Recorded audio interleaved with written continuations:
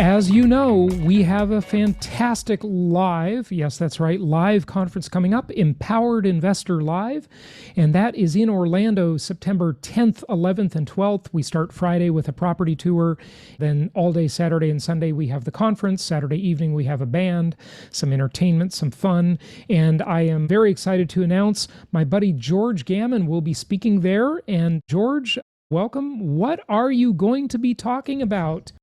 There's a lot we could talk about. It's a very interesting world we live in right now, isn't it? There's no shortage of news nowadays, is there? Insane news, that's right. But I think for real estate investors, especially people who understand the value of 30-year fixed rate debt, the main thing that they should be, or one of the things that I would suggest they really understand is the probability that we see inflation long term. And so you hear a lot of debate out there as to whether or not we see deflation outright, inflation, disinflation, or whether inflation itself is transitory or something more permanent like we saw in the 1970s. And if I'm a real estate investor leveraging properties, positive cash flowing properties with 30-year fixed rate debt, this is something that I want to educate myself on. In other words, what are the variables that go into the United States seeing these types of inflation outcomes in the future? So that boils down to the dollar, right? So it's supply and demand. How many dollars are circulating in the real economy chasing goods and services? And then what is the supply of those goods and services in relationship to the demand the additional dollars are creating?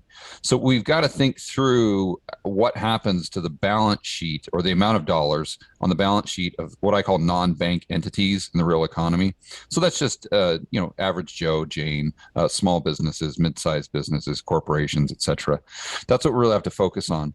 So in the past, the dollars were created by the commercial banking system, really lending them into existence. So if you took out a mortgage for $500,000, then that would be new money that did not exist before, new dollars, probably better said, that did not exist before. We've moved into a hybrid system where now the government with their deficit spending that is monetized by the Fed is really contributing, let's say, to the amount of dollars contributing, you use loosely, is a nice right? word. Yeah. That's a nice word, right? Right. To the amount of dollars that are circulating. So now we've moved from an economic question to a political question. Like how much are we going to get gridlock from the Republicans, the Democrats within the Democratic Party? Is there going to be some sort of gridlock, or are we going to go from a $4 trillion stimulus package to a 10 trillion to a 20 trillion? What are the probabilities there? Because that we're going to infinity and beyond. I believe so, yeah. But that determines, how many of those dollars are getting out there, and then therefore the probability of inflation, disinflation, deflation, temporary inflation, permanent inflation, et cetera.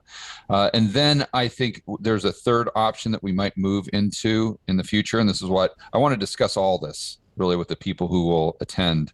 But the third option is the central bank digital currency, and that's where the Fed now takes control over the amount of dollars that are circulating in the system. So they look around and say, well, wait a minute here. We're the central bank, but we're not central to anything. People think we control the dollar, but we don't.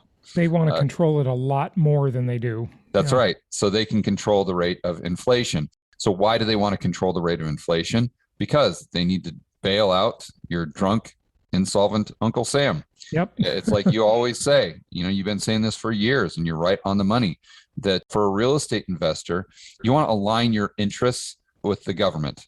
Unfortunately, as bad as that is to say, right? At least when it comes to the devaluation of the dollar. And you look around and your drunk, insolvent Uncle Sam is the largest debtor in human history. Therefore, to be bailed out, to get that debt to GDP down from 130 or 140% down to something that's more manageable, say 75%, they need a 1970s right. stagflation or inflation at least, and I think it'll lead to stagflation. But the only way that we can have a high probability of that outcome is if the Fed takes control of the dollar, therefore a central bank digital currency. So what I want to do with the people who attend is go through these three different systems of creating dollars, and then give them the tools necessary so they can figure out what they think the probabilities are that we get one of those 4 or 5 outcomes, and then they can set up their portfolio in accordance to what they think the highest probability outcome will be. And when I say set up their portfolio, I'm not just talking about taking out 30-year fixed rate debt, but what's your LTV on that? Some people might want to, if they think there's a 90% probability that we have a central bank digital currency and long-term stagflation, they may want a higher LTV than someone that thinks there is a possibility that we see some sort of disinflation while we see these inflationary spikes. Right. So adjust your loan to value ratio based on how you see this playing out, right? Correct. Yeah. And then one of the things that I'll try to drive home through showing them the data is what I believe now and in the future, real estate investors need to understand that the property is now actually the liability on the balance sheet, and the 30-year fixed rate debt is actually the asset. Yeah, it's counterintuitive. Very counterintuitive. Yeah, very counterintuitive. But people need to get their mind. Yeah, they need to get their head around it, but they need to understand why. Mm-hmm. And understanding why will help the investors that attend this conference make better decisions moving forward. Yeah, good stuff. And George, everybody can register at empoweredinvestor.com. Just go to empoweredinvestor.com, get your tickets. A whole bunch of other people already have. We're going to have a great time. People love our events. I was looking back and trying to calculate the number of events I've held over the many years, including mastermind retreats, which are smaller retreat style events, maybe 20, 25 people, and big conferences with hundreds of people. I think we're up to about 130, 140 events. Wow. So we've done this a lot, and you used to be in the event business, I know, in your prior life. We know how to make it fun, deliver a lot of value for people. These are times that, more than ever in the last 18 years since I've been helping investors invest nationwide, this is the time where you really got to be paying attention more than ever. That's right. And, at the same time, there's a lot of crazy and I would say bad stuff happening.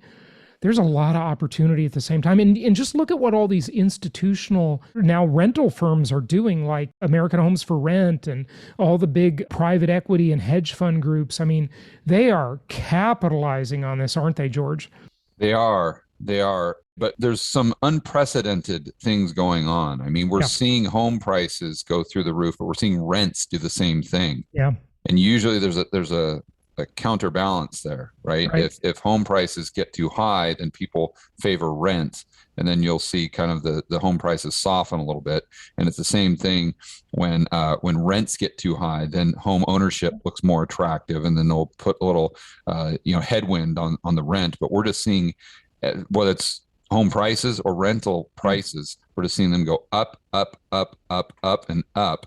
And that's a very weird dynamic. And I think people need to understand the macroeconomic influences as to why we're seeing that dynamic. So again, they can set up their portfolio in a strategic manner to take advantage of that. Good stuff. Good stuff. Well, sounds good. George, I have one other question for you. On Saturday night when we have the band, are we going to see you on the dance floor? Well, how many of you want to see George Gammon dancing? Only if it's salsa. I did that TV show in Medellin, and that was one of the episodes we did. That's kind of the comedic relief of the episode, is when I went and took a dance lesson, a salsa lesson. So you say you're a better economist. I don't know if I could be worse. I couldn't be a worse dancer. So when you compare my dancing skills to anything, I'm going to be better at anything else than dancing. That's for sure. I bet he's being overly modest there, folks. No, I'm actually not. Fair enough.